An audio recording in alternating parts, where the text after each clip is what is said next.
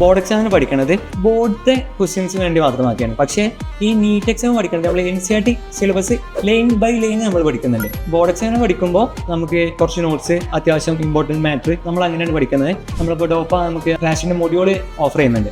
ഈ ക്രാഷിന്റെ മൊഡ്യൂളും NCERT വെച്ച് നോക്കുമ്പോൾ എനിക്ക് കറക്റ്റ് മനസ്സിലാക്കാൻ പറ്റും എന്താണ് ഈ NCERT ഉദ്ദേശിക്കുന്നത് എന്നുള്ളത്. കണ്ടന്റ് നമ്മളെ തലയിൽ വരും. പിന്നെ നമുക്ക് സാറന്മാരെ മോണിറ്ററിങ്, നമ്മുടെ മെന്ററിങ് അങ്ങനെ എല്ലാവരും നമ്മൾ ചെയ്യുന്നുണ്ട്. നമുക്കിപ്പോൾ എന്തെങ്കിലും ഡൗട്ട് വന്നാൽ നമുക്ക് ചോദിക്കാം. NCERT നമുക്ക് എടുത്ത് അവർക്ക് കാണിച്ചു കൊടുത്താൽ അവർ നമുക്ക് പറഞ്ഞു തരും. പോരാത്തതിന് നമുക്ക് നോട്ട്സ് നമ്മൾ വാട്സപ്പിൽ ഞങ്ങൾക്ക് അയച്ചു തരുന്നുണ്ട്. നമുക്ക് വേണ്ടിയുള്ള കോഡ് ബ്ലൂ അങ്ങനെ പറഞ്ഞിട്ടുള്ള മൊഡ്യൂൾസ് നമുക്ക് തരുന്നുണ്ട്. മോട്ടിവേറ്റ് ചെയ്യണം. ഓരോ ദിവസം നമ്മൾ പഠിക്കുന്ന വെച്ചാൽ ഒന്ന് പഠിക്കും, നിനക്ക് നല്ലോണം പഠിക്കാൻ തോന്നും, അങ്ങനെ ഒരു മൈൻഡ് സെറ്റാണ്. നമ്മളെപ്പോഴും ഒരു ഇങ്ങനെ പൊക്കി വരണം, നിനക്ക് ഇതിന് കഴിയും, അങ്ങനത്തെ ഒരു ഇത് വേണം. അതിനുവേണ്ടി നമുക്ക് നമുക്ക് രാവിലെ നമുക്ക് ക്ലാസ് ഉണ്ട്, മെന്ററിങ് നടത്തുന്നുണ്ട്. നമുക്ക് എന്തിനാണ് നമ്മൾ ഈ നീറ്റ് ചൂസ് ചെയ്യുന്നത്, എന്തുകൊണ്ടാണ് ഈ ഡോപ്പ ഇത്രയും ഉയർന്നു നിൽക്കുന്നതെന്ന് നമുക്ക് മനസ്സിലാക്കാം. ഓരോ കുട്ടിയും നമുക്ക് പറഞ്ഞു തരുന്നുണ്ട്. ഇപ്പോൾ എൻ്റെ ഫ്രണ്ട്സ്, റിലേറ്റീവ്സ് അങ്ങനെ കുറേ ആൾക്കാരുണ്ടാവും.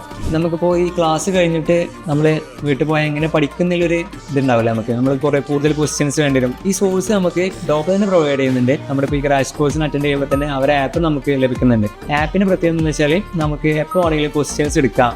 നമ്മളിപ്പോൾ വെയിറ്റ് ചെയ്യേണ്ട ആവശ്യമില്ല. അതിന് നമ്മളിപ്പോൾ യൂട്യൂബിൽ സെർച്ച് ചെയ്യേണ്ട ആവശ്യമില്ല. ക്ലാസ് തന്നെ അതിലുണ്ട്.